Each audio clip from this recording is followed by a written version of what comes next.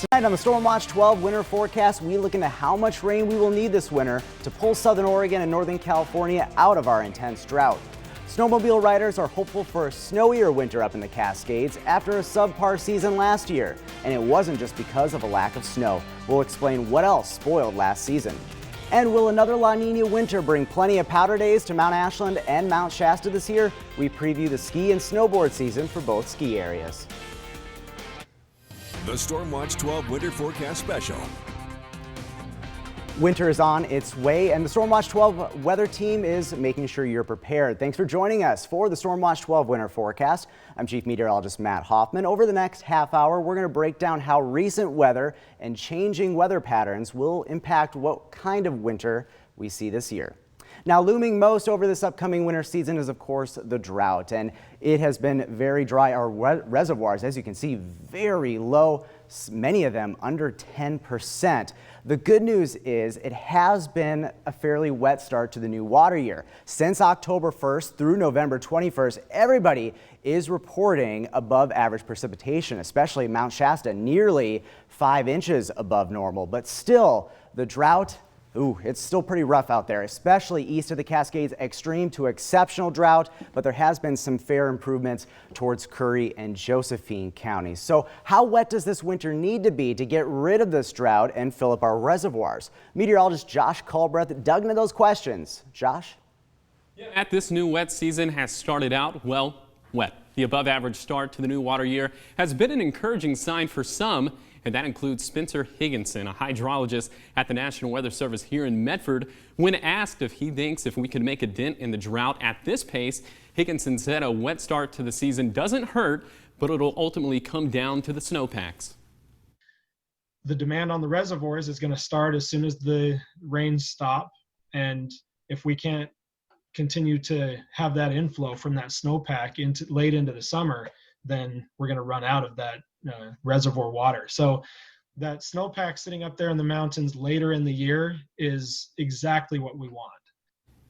Higginson said that the lack of late season rain last water year was detrimental to summertime snowpacks and it handcuffed reservoirs. Average rain totals this upcoming February and March could significantly alter our drought situation next summer. Our past few wildfire seasons have left burn scars scattered across our landscape. So far in this new water year, said burn scars have been a hotbed for debris flows. That transition in the landscape is a focal point of research for Dr. Kevin Bladen, a forest hydrologist for Oregon State University. To help restore the ecosystem of a burn scar, Dr. Bladen told me it all starts with the soil.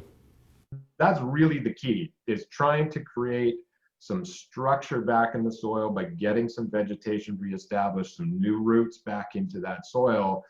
And the challenge that we really face right now is figuring out where should we be removing trees, where should we be leaving the trees and maybe underplanting. The recovery process for burn scar can vary wildly. Dr. Bladen told me that some ecosystems can start recovering within a year, while for some ecosystems, the road to recovery can span multiple decades. Now, our region typically offers a winter playground for folks who want to get outdoors, snowmobiling being one of the most popular activities for adventure seekers. However, last year multiple factors contributed to a subpar riding season, including the drought. To learn more, I spoke with Mark Connor of Connor Motorsports. Here in southern Oregon, we get the elevation, which gives us the good snowpack. So most of our riding is happening at about 5,000 feet and above. So we're usually riding on good snow and a lot of it, which just opens up all kinds of different country for us to ride into. In a typical year, the riding season lasts from late November through the beginning of May, with good snowpack years offering riding opportunities through early July. Last season, however, riders were not so lucky. Last year, we got all of our snow basically about late January into February, and then that was it for the year. We ended up having an early season in the sense that by about April 5th to the 10th, we were done riding. Riding efforts last year were hampered not only by the lack of snow, but also by area wildfires that devastated our region. The wildfires last year, in conjunction with the Alameda stuff up there, particularly around Diamond Lake and stuff, it took out some riding area for us and closed a lot of that trail because it just made it hazardous to ride with the burnt trees and the hazards that existed. Heading into this winter, Mark is encouraged by the seemingly wet start to the season, but still encourages the use of any means necessary to continue building our snowpack. We need all the prayers for more snow, so if everybody can kind of do their snow dances, that's what we're looking for. Now, Mark ended our conversation by noting if you are new to the area and are looking for places to ride your snowmobile, or if you are looking to get started riding snowmobiles in general, the Rogue Snowmobilers Club would be a great resource to look into. Or if you would want to go on a guided tour with Mark and his fellow experts, you can get more information online at ConnorMotorsports.com. Skiers and snowboarders are also hoping for the snow to pile up this winter with plenty of fresh powder days. We talked to Mount Shasta Ski Park and Mount Ashland Ski Area to preview their 2021-2022 ski seasons. Let's start up at Mount Ashland and see what they have planned for this year. Mount Ashland Ski Area will be getting back closer to normal this season, according to General Manager Hiram Towle. We're trying to run every single service that we would normally provide here. That includes our free shuttle, that includes night skiing. We will be doing group lessons, whereas last year we were limiting it to private lessons. The lodge will also be fully back open, but masks will be required inside. They plan to follow both state and federal guidance. Lift tickets and rentals will be available for purchase in the lodge, but the ski area encourages you to continue to purchase tickets, rentals, and lessons ahead of time online so you can hit the slopes faster. New this year, season pass holders can purchase an add-on pass called the Indy Pass. It'll give you access to 80 independent, smaller ski areas all across the country. Totally different experience generally at these smaller ski areas. Affordability, for example. And this really just helps with that affordability piece because it's basically 2 visits at all these different places, and there's all kinds of other benefits. Last year saw record-breaking attendance up at Mount Ashland despite below-average snowfall for the season. You know, we didn't have nearly the number of powder days our skiers and riders like up here, but we're hoping for that this year with the La Niña. Being in the ski business, I like to say I believe it when I ski it. With La Niña in place for this winter, Mount Ashland is hopeful for a snow-filled season. Now let's head south to Mount Shasta, where Josh will have a preview of the ski season at the Mount Shasta Ski Park. One of the most wonderful times of the year is almost upon us, a time of year where snowboarders and skiers alike can shred the gnar, as the kids say. These kind of thrill seekers can seek refuge this season at Mount Shasta Ski Park, which received a big facelift during the off-season. Well, the improvements we made this year is we did a major lift upgrade on Douglas. We've serviced all our lifts for their top operational condition for the season. That's a big undertaking. We've put new carpeting in throughout the whole lodge, which is a big upgrade for us. One of the biggest upgrades for the ski park this season is a new bar. In typical COVID fashion, the unveiling of the full capacity bar was scrapped last season, so now a more appropriate debut is just around the corner. We're really excited about our new Raised Place Lounge upstairs being fully operational this year, being able to bring entertainment back on the weekends. If you watch our schedule, you'll see entertainment on Friday and Saturdays in Raised Place. It's going to be exciting to have that. As far as COVID protocols are concerned, Mullen says that the resort will try to mimic the guidelines put forth by the Siskiyou Public Health Department. We're going to follow the county guidelines, what they represent of us, and that's using a mask indoors and then not masking outdoors. Help us help you be safe. All of our staff that are indoors will be wearing a mask this year. Now, of course, there's not enough snow on the ground yet for the ski park to be operational, but Mullins tells me that they're expecting to open up by mid-December. He suggests pre-ordering your tickets at skipark.com. A new study suggests there might not be enough snow to ski on some mountains in the coming decades. Researchers analyzed snowpack data, and with the projected temperature rise, they found that peak annual snowpack in the Cascades could decrease by about a quarter in the next 30 years. Ski seasons will become increasingly shorter, with ski areas having to rely on energy-intensive and costly artificial snow. And then eventually, if it gets warm enough, it's just virtually impossible to keep producing artificial snow to meet skier needs. So yeah, in some regions at maybe lower elevations, those ski resorts would likely be pretty dramatically impacted. The goal of the research is to help identify ways managers might be able to overcome snow loss, find ways to mitigate it, and prepare for a warmer, less snowy future. Up at the Mount Ashland ski area, they are already taking steps to prepare. We don't have our heads in the snow about it, I'll say. So we are making strides to adapt to it. So we've since I got here, we're doing more aggressive trail trimming. You'll see these low snow decks that we've put at the ski lifts so that instead of having to push a whole bunch of snow to be able to load people on the lift, we can spread 1 inch of snow over that and get people to the snow that's at the higher elevations, for example. General Manager Hiram Towle adds that taking these kind of actions aren't just about environmental sustainability, but also business sustainability, so that Mount Ashland ski area can be around for future generations. After a deadly avalanche last winter in Siskiyou County, we'll show you how to be safe going up into the backcountry this winter. And we'll tell you about a new buoy that's online in time for winter on the waters of Crater Lake. We'll also tell you about its new features and how it will monitor the changing climate of Crater Lake. And now time for some weather trivia. The most snowfall seen in Klamath Falls in a single day was 24 inches of snow on January 2nd of what year? A, 1961, B, 1999, C, 2002, or D, 1901. We'll have the answer when we return.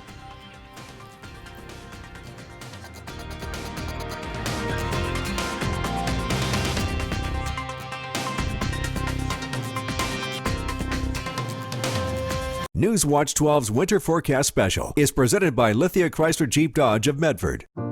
It can be tough for people to imagine what you're going through without stepping into your shoes. How clear is it to others? Can they genuinely understand your situation? Whether it's pain, loss, frustration, let us take care of you and your family. We're here to be on your side, through thick and thin. Your injury is important to us because at Dwyer Willems Churchill's attorneys, we understand. Injured and need help? Go to roydwyer.com. The Newswatch 12 Ultimate Winter Fun Card is back. Experience a wide variety of winter activities for two that will surely bring some adventure to your holiday season. Enjoy 15 exciting activities from places like Mount Ashland Ski Area, The Rink, Laser Ops Entertainment, Wildlife Images, Coming Attractions Theaters, and more. Valued at over $800. Yours for just $99. The Newswatch 12 Ultimate Winter Fun Card. On sale now. Go to kdrv.com/deals for more details. Each activity good for up to 2 people. Wrap yourself in the warmth of the holidays with the 30th Annual Safeway Providence Festival of Trees. Wednesday, December 1st at 7:30 p.m. on Newswatch 12. Whether this is your first time experiencing Festival of Trees, or if it's turned into a holiday tradition, you'll be able to experience breathtaking trees and heartwarming stories from a new perspective in the comfort of your own home. Join us for the 30th Annual Safeway Providence Festival of Trees, Wednesday, December 1st at 7:30 p.m. on Newswatch 12. Exceptional Homes by John L. Scott is our luxury property brand that reaches over 3 million home buyers from around the world each month. We have deep roots here in the Rogue Valley, representing over 70% of the luxury listings here in the region. Integrity, honesty, confidence. John L. Scott's partnerships with industry leaders such as Luxury Portfolio International and the Wall Street Journal, combined with our #1 rated home search app, will give you a peace of mind when selling your luxury home. Contact a John L. Scott agent today. Before the break, we asked the question, January 2nd of what year featured the snowiest day in the history of Klamath Falls? The correct answer, D, 1901. January 1901 was a snowy month for Klamath Falls. A total of 53 inches of snow fell in that 1 month alone. A new weather buoy is up and running for the winter season up at Crater Lake. It's anchored at the deepest part of the lake. I talked to the National Park about the new features of that buoy and what researchers hope to learn from the data. The new buoy floating on Crater Lake replaces the original one that was installed back in 1991 in conjunction with researchers from the Oceanography Department at Oregon State University. Data collected from the instruments on the buoy has been used to study the long-term climate and ecology change of the lake. We sometimes get a little bit of ice, just a thin ice buildup on the lake, and that's been the toughest thing on the buoy. It kind of eats into the foam flotation. Crater Lake biologist Scott Gerdner says its old technology was another reason that the new buoy was installed back in the summer of 2020. However, the new buoy only became fully operational this past summer after a communication problem was resolved. This buoy will once again take hourly real-time weather observations, including temperature, wind speed and direction, humidity, pressure, and solar radiation measurements. But there's new features. It also has a wave sensor on it, so we actually have real-time wave heights and periods. The new buoy will also be able to collect water temperature, clarity, and composition data. This kind of information will be pivotal to further understanding the functioning of the lake. It's key to its mixing dynamics and its movement of nutrients. And so that data is used to study the health of Crater Lake and to understand how the lake interacts with the surrounding weather year-round. All that real-time data from this new buoy can also be found online on Crater Lake's website. Back in February of this year, 35-year-old Brooke Galling of Ashland was killed in an avalanche at Etna Summit in Siskiyou County. For Nick Myers, director of the Mount Shasta Avalanche Center, the tragedy was a reminder of the unforgiving nature of an avalanche. Galling, an experienced skier, had all the proper equipment except for the corroded batteries in his avalanche beacon. This prolonged the search efforts too long, resulting in a fatal outcome. Myers says this underscores the importance of thorough preparation. If you're going to go out into the winter backcountry, no matter what activity you're going to take part in, getting the proper gear and getting the training is essential. The gear that you need is an avalanche beacon, a shovel, and an avalanche probe. When I asked Nick Myers of the Shasta Avalanche Center what the telltale signs for an avalanche are, he said that knowing the 5 key warning signs of an avalanche can help give you the upper hand. Recent avalanche activity, a cracking snowpack, significant snowfall in the previous 24 hours, strong winds, and rising temperatures are all of the red flags that an avalanche is imminent. I think it's pretty common for people to, you see avalanches and you watch the videos and you see big mountains and big avalanches and it's really gnarly and you think, that's not me. I don't do that type of thing. But it doesn't take a very big avalanche to bury you. Myers urges people to visit shastaavalanche.org for daily avalanche forecast products and says that the Avalanche Center offers avalanche awareness and companion rescue courses throughout the winter. We'll tell you how backcountry skiers and snowboarders can help Oregon State University study Oregon's mountain snowpack this year. And here are just a few pictures of beautiful southern Oregon and northern California taken by viewers like you over the summer and fall. Newswatch 12's Winter Forecast Special is presented by Lithia Chrysler Jeep Dodge of Medford. Sweet Tea Express just got sweeter. Now you can order online, call ahead and pick up curbside, plus home delivery through DoorDash. Sweet Tea Express. Don't get caught hungry. Beat the clock this Friday at Ashley Home Store. Starting at 7 a.m., your furniture is an incredible 40% off. The first 100 customers will receive a $50 Ashley gift card. From 9 a.m. to noon, get 35% off. Then, from noon to close, get 30% off your entire furniture and mattress purchase. Get $300 in Ashley cash with the purchase of any Tempur-Pedic mattress. And don't forget to enter to win a $500 shopping spree. Black Friday only at your local Ashley Home Store in Medford and Roseburg. Lithia Honda Medford is Southern Oregon's used truck mega center.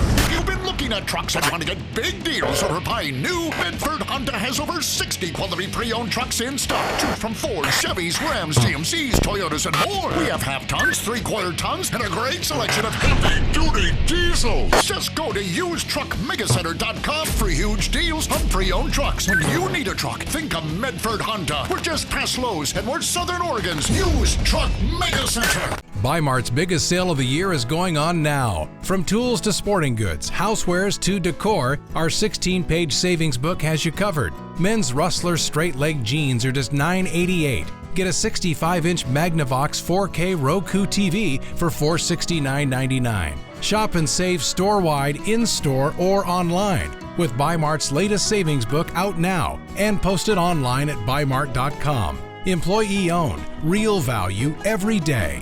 At Sweet Tea Express, we take pride in our quality of food. Each burger and brisket is crafted with grass-fed, hormone-free meat. Stop by and experience our hospitality. Fast, casual, and on time. Sweet Tea Express. Welcome back to the StormWatch 12 Winter Forecast Special.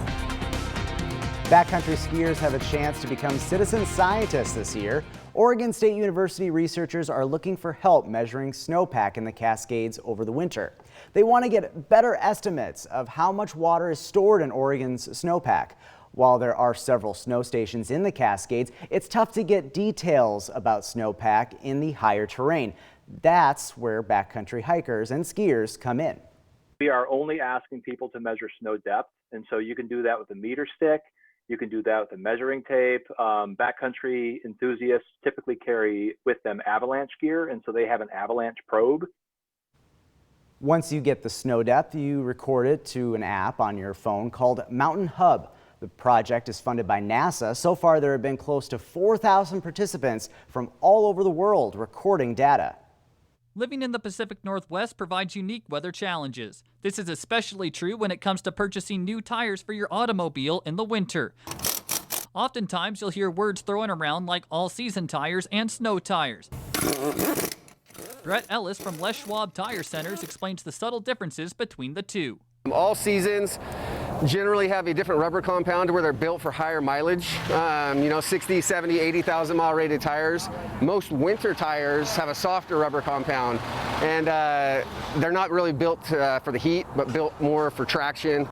The choice is really yours as to what type of tire would fit your needs the best. But one thing is certain, having good tires on your car is essential for any driving in the winter. So make sure the tread and walls on your current tires are still good before hitting the roadways. Because if not, it may be time to visit your nearest tire shop.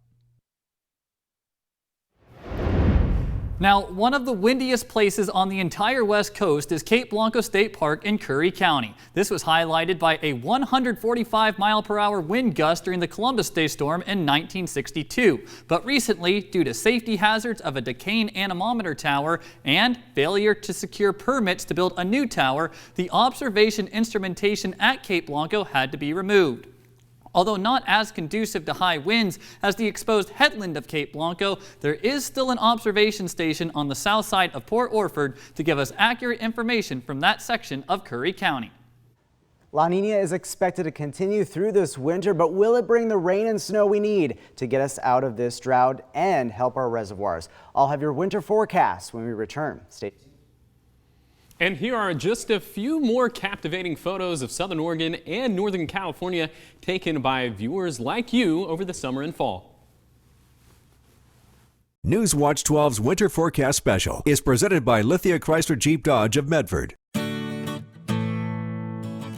Who are you? I'm Lou. White doors. Horton Classes have been a very nice place. The staff is incredible. They've bent over backwards to keep us safe. People are very friendly. Food's good. It's so nice to be able to know that I'm being kept safe. I am very, very happy to be here. I really like it here.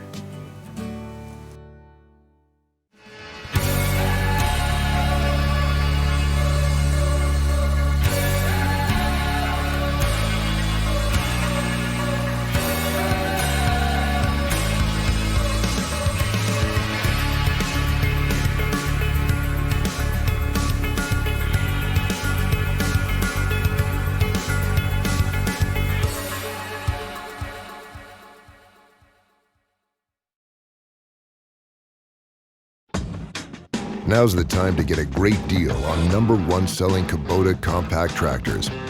Our reliable, versatile tractors offer an optional climate-controlled cab and all the performance-matched attachments you need to tackle any job all year round. Right now, get a Kubota compact tractor for 0 down and 0% APR for 84 months. Find a Kubota dealer near you at gokubota.com. The pain that I was having was excruciating pain in my back, going into my hips. It was pretty difficult to work on my feet all day. Before I came to Pain Specialist of Southern Oregon, I tried everything. With the spinal cord stimulator, I've been able to be on my feet. It really helped me go back to a regular work day. Without them, I probably wouldn't be walking today. Pain Specialists of Southern Oregon. Welcome back to the StormWatch 12 Winter Forecast Special. La Niña officially began this fall and is expected to carry through this winter. And right now, NOAA forecasting a moderate La Niña for this winter. La Niña for us here in Southern Oregon and Northern California usually favors a wetter and cooler winter. And that's what NOAA is also going with as far as the forecast around the country. Warmer than average, the south and the east, but here in the northwest, most of the region favoring cooler than normal temperatures, including in Southern Oregon, about a 40% chance. Now, when it comes to precipitation, drier in the southwest, but here in the Pacific Northwest, favoring a wetter solution, which would be great. We definitely need an active winter this year when it comes to rain and snow. Much of Southern Oregon seeing a 40% chance of above average rain and snow this winter. So taking a look at La Niña winters up at Mount Ashland, the ski area, there's been 15 on record, and notice the average 218 inches, and there's been many years where we've seen a lot of snow, even above 300 inches, 5 of those La Niñas winters. But notice there are a few, including last year, where snowfall was below average. So not every La Niña is the same, and it doesn't guarantee a wet winter. But when we look back at some comparable years and winters where we had the same setup going into winter, back in 2008, 2009, that winter, the winter of 1996 to 1997, and the winter of 1971, 1972. When we look back at these winters, we can kind of get a feel of what we could see this year. And as far as December goes, above average precip and mountain snow is favored. Blast of colder air that could also lead to valley snow and maybe even a significant snowfall event. In January, cooler than average temperatures, near normal precipitation. And then in February, things are a little bit more uncertain, near normal temperatures, but the bigger uncertainty is with precipitation. 2 of those previous winters that we were looking at, they were very dry, but with one of those winters, it was very wet. So we'll have to keep an eye on what February could hold. But when we take in this winter forecast, through December, January, and February, above average precip and mountain snow is favored. Elevated chances at valley snow. And then we do expect drought improvement with the precipitation we get this winter. We, of course, though, will keep you posted. Will it be enough to get rid of the drought? We will have to wait and see. Thanks for joining us for the StormWatch 12 winter forecast. No matter what happens this winter, we've got you covered. The weather can change quickly, and make sure you're always in the know through our newscasts, our website, StormWatch 12 weather app, Alexa skill, and be sure to follow us on social media pages. Those are all the ways we are watching out for you. Have a great winter and happy holidays.